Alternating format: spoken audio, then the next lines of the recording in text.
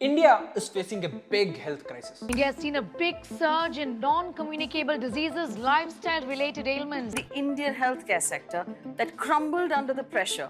India is sitting on a health disaster. We have increased our exposure to health issues such as diabetes, obesity, and hypertension due to our sedentary lifestyle. As per WHO report, there are more than 77 million diabetics in India, second highest in the world. India is often called the diabetes capital of the world. 27 million citizens have the disease. We have the second largest population of diabetics in the world after China. And 23% of Indian population have been affected by high blood pressure and is overweight. And there's more. As per the latest Fit India report 2024, 45% of the population is being classified as unhealthy. Despite all of this, only 1.5% of Indian population have a gym membership. And in this, only 0.3% of Indians or only 50 lakh people regularly go to the gym. In comparison to other countries, US is at 21%, UK at 15.6%, and Norway and Sweden are at 22%. India is at the bottom of the list. But why is that? You see, the fitness industry in India was highly fragmented and not organized. Most of this market was dominated by traditional gyms and local fitness centers, which lacked standardization, had poor equipment, and trainers without proper certification. Only a handful of global players like Gold's Gym, Anytime Fitness, and Fitness First were there, which were not affordable at all. Most people found these traditional gyms boring and intimidating. Even I purchased a 3-month gym membership in a nearby gym back in 2017. But I just went to the gym for 1 week.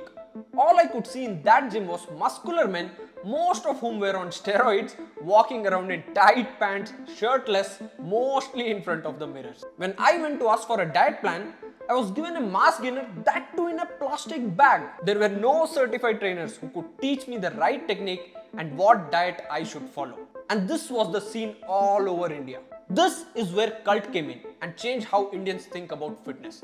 They brought a unique approach of community, technology, and accessibility into fitness. They transformed into 12,400 crore health tech giant with more than 130 centers and 230 franchises across India, serving more than 1 lakh active members. But before we dig into 3 core insights of how Cult.fit got here, let's see how everything started. In 2015, the Indian fitness industry was changing. Many fitness startups were coming up, but none of them could cross the barrier of 20 crores. Something was missing. Cult was one such startup, launched in Bengaluru by reshaped machine-free fitness. This was something no one had experienced at that time. They used unconventional equipments like rings and boxing bags instead of treadmills. They started with only 9 trainers but attract more than 200 customers because of their unique model. Mukesh Bansal, who was the founder of Myntra, was also a member at Cult. He saw its potential. He had just exited Myntra and started his new venture Crore.fit with Ankit Nagori from Flipkart. They wanted to build a preventive healthcare platform, hence acquired Cult for just 20 crore rupees. This marked the beginning of something that would go on and change the whole industry. Mukesh and Ankit didn't want to open another gym chain. They wanted to create something different. A fitness revolution that would make working out fun, accessible, and community driven. They started with just one center in Bangalore, offering group workout sessions without any equipment. This concept expanded quickly and people started to enjoy this and make this part of their daily lives. Today, they have over 130 centers and are valued at over $1.5 billion.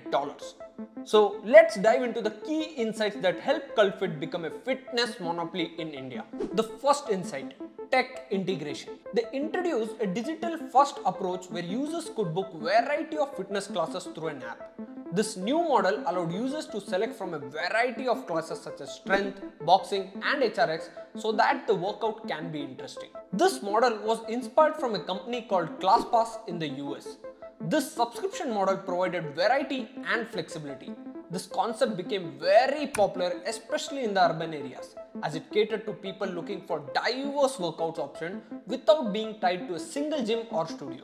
Cult.fit adapted this model to the Indian market with a localized approach and introduced yoga and dance classes as well. This was very unique in India. During 2020 pandemic, when all the gyms were closed and made zero revenue, Cult.fit was very quick to adapt to this and scale their digital infrastructure very quickly. They started offering digital classes and on-demand workout sessions through their app, whereas other fitness chains in India struggle to transition to this new digital era of fitness. Cult's app isn't just for booking classes, it's a complete fitness companion. It tracks your workouts, provides nutrition guidance, measures your progress, and even offers AI-powered posture correction during home workouts. That's pretty cool. Moreover, their seamless integration with smart devices like Apple Health and Google Fit ensures user can track every movement and calorie without any requirement for external devices. Coming to the second insight, scaling and acquisition. This is where things get really interesting. The unit economics for a gym in India often becomes unsustainable because gyms typically have high fixed costs including rent, equipment, utilities and staff salaries. For a single gym, covering these costs solely through memberships can be challenging. So, in order to be profitable, either the gym needs to be super premium and charge around 30 to 40,000 for a membership, or they need to scale. This is the approach Cult took. Cult identified its target audience, that is budget conscious but quality oriented individuals. Basically most of middle class in tier 1 cities in India. Once they found the product market fit, they expanded rapidly, growing from a single center to over 200 centers in just 2 to 3 years. This strategy is called blitzscaling. The main goal of blitzscaling is market acquisition as quickly as possible so that competition is unable to keep up, forcing them to become limited to a smaller market. This approach also helped Cult in reducing operational expenses. For example, equipment purchases, maintenance contracts, and trainer onboarding can be standardized and done at a scale, often reducing the per unit cost. Their marketing campaigns also became more cost effective, as the brand can promote multiple locations through a single marketing campaign. This is how Cult scaled vertically. Vertical scaling basically means scaling a single product.